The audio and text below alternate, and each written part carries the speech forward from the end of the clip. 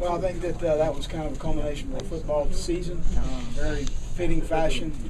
You get down, you get up 13-3. We shoot ourselves in the foot before half. We kill ourselves for field position to go up at least 16-0 or 16-3 at halftime. Come out in the second half, they catch a little fire. You know, they got a little surge going. They got some good field position with the punt return and the obvious turnover.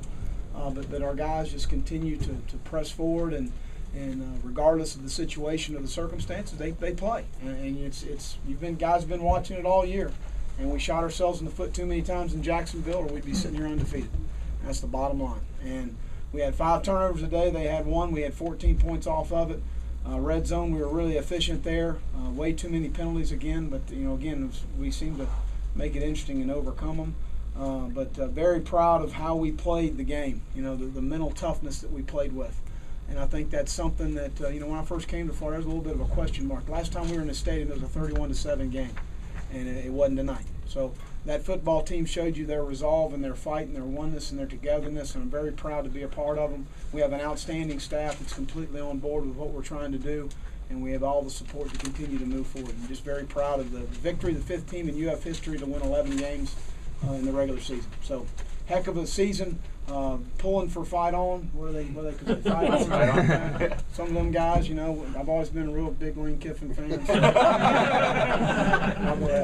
Will, what do you talk about the Antonio Morrison play? Just seemed to turn the whole game around. Well, again, Antonio is a violent, physical football player. And he's a guy that knocks the ball off a lot of people. It just so happens he's playing behind Jelani Jenkins right now. Jelani had an injury in the game. Don't really know his status. It doesn't look good, but man down, man up. It happened for us again, and so, a guy goes in and makes a play. Regardless of the situation or the circumstances, we just tell our guys it really doesn't matter. We don't use excuses.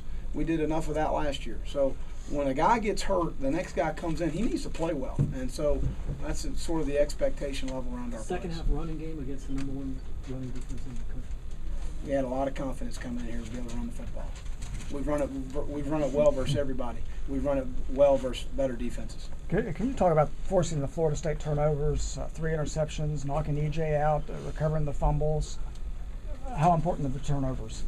Well, it's critical, but that's why our season has turned around this year. The turnover margin, it's just totally flipped and totally different for our team. And, so there's absolutely no question.